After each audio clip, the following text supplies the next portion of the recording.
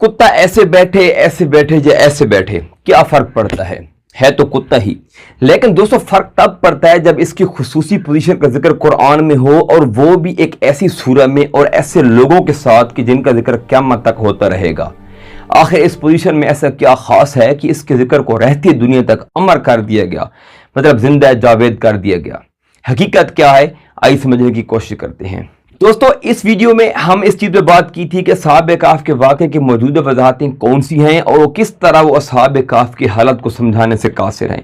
और इस वीडियो में हमने फाइनली असहाब काफ की मिस्ट्री को मौजूदा साइंसी थ्योरीज और फैक्ट्स की रोशनी में सॉल्व करने की पूरी कोशिश की है।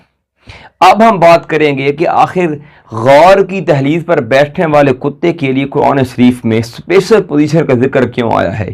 कि वो अपने दोनों बाजू फैलाए बैठा था, अपने आगे वाले दोनों पांव फैलाकर, मतलब स्फिनिक्स पोजीशन में बैठा था, एक मशहूर मिस्री मुजस्मे की तरह, द ग्रेट स्फिनिक्स ऑफ गीज़ा की तरह।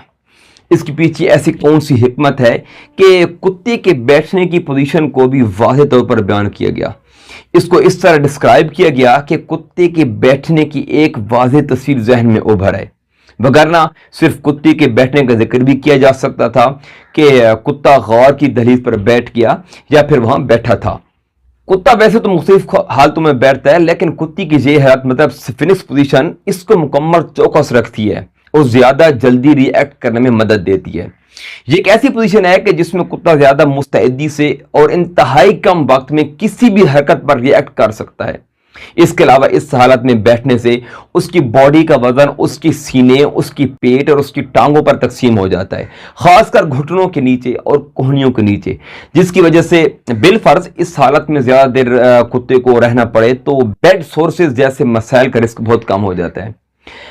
बेड सोर्सेज मतलब अगर कोई जानदार एक ही जगह पर ज्यादा देर के लिए बगैर हरकत के पड़ा रहे तो उसकी बॉडी का वो हिस्सा जो जमीन पर या किसी भी सतह पर टच होता है उसमें खून की सप्लाई रुक जाती है या फिर बहुत कम हो जाती है और उस हिस्से को ऑक्सीजन नहीं मिल पाती, क्योंकि ग्रेविटी की वजह से पूरे जिस्म का वजन उस हिस्से पर होता है जो किसी भी सतह को टच कर रहा होता है। तो ग्रेविटी और दबाव की वजह से खून की तरसील रुक जाती है और ऑक्सीजन न मिलने की वजह से वो हिस्सा मुरझा जाता है और जख्म होने लगते हैं वहां। और इन्हीं जख्मों को बेड सोर्सेज कहते हैं या फिर प्रेशर अल्सर भी कहते हैं। दोस्तों खैर वापस आते हैं अपने टॉपिक पर। क्योंकि असहाब काफ के जिस्मों पर टाइम एक अलग ही तरह से फ्लो कर रहा था और कुत्ता गौर की दहलीज पर बैठकर एक बैरियर के तौर पर काम कर रहा था ताकि किसी किस्म की बैरूनी जमीनी खतरे से असहाब काफ को महफूज रखा जा सके। क्योंकि असहाब काफ एक इंतहाई गैर मामूली कैफियत में थे, इसलिए अगर कोई शख्स उन्हें देख लेता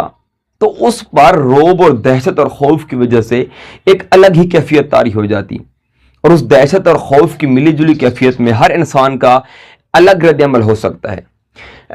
जब भी किसी किस्म की अबनॉर्मल और गैर मामूली चीज़ को या उसकी कैफियत को इंसान देखता है तो बुनियादी तौर पर हर इंसान के अंदर दो रद्द-ए-अमल होने के चांसेस होते हैं, जिसको फाइट और फ्लाइट रिस्पॉन्स कहा जाता है। मतलब इस हालत से लड़ो या फिर इस हालत से भागो। नामानूस चीज़ों का खौफ और जो चीज़ें समझ में ना आए या फिर नॉर्मल पैटर्न से हटकर हों तो उससे इंसान के रद्द-ए-अमल शदीद हो जाता है, जिसकी वजह से इंसानी दिमाग का एक हिस्सा जिसे एमिगडाला कहा जाता है वो खतरे को डिटेक्ट करता है और बाज़ औक़ात उसको ज़्यादा बढ़ा चढ़ा कर पेश करता है और इसी वजह से इंसान को फौरी एक्शन पर मजबूर करता है। जैसे कि अगर इंसान कोई सांप या फिर कोई अजीब खिलकत जानदार देख लें तो फौरी तौर पर उसको मारने की कोशिश करते हैं, क्योंकि इंसान समझता है कि ये चीज़ उसके लिए ख़तरनाक है,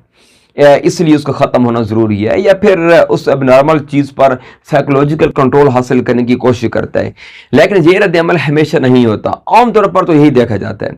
लेकिन कई बार इस तरह के हालात इंसान के अंदर तजस्सुस को बढ़ाते हैं, मतलब क्यूरियोसिटी डेवलप करते हैं, बिल्ड करते हैं, जिसकी वजह से इन हालात पर रद्द-ए-अमल उस इंसान की पर्सनैलिटी और कॉन्टेक्स्ट पर डिपेंड करता है। मतलब वो शख्स कैसा सोचता है और क्या वो असाबी तौर पर मजबूत है या कमज़ोर, या फिर उसकी पिछली ज़िंदगी के तजुर्बात कैसे हैं। अगर इंसान की इस नफ्सियात को इस सारे मंजर पर अप्लाई करें तो दो किस्म के सिनेरियो सामने आते हैं, फाइट और फ्लाइट रिस्पॉन्स वाले।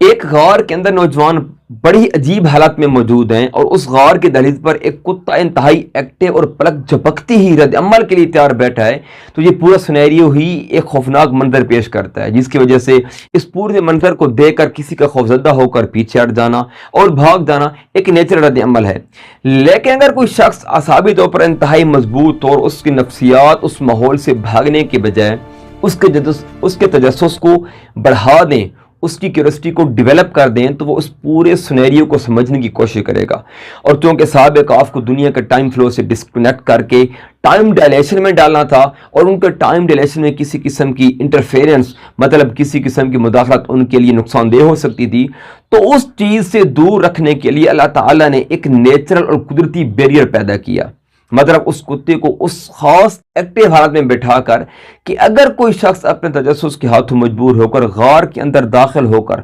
असहाब कहफ को डिस्टर्ब करने की कोशिश करे, तो उसके लिए कुत्ता उनके सामने रुकावट बन जाए। और ये तो आप सभी जानते हैं कि कुत्ता एक इंतहाई खतरनाक जानवर है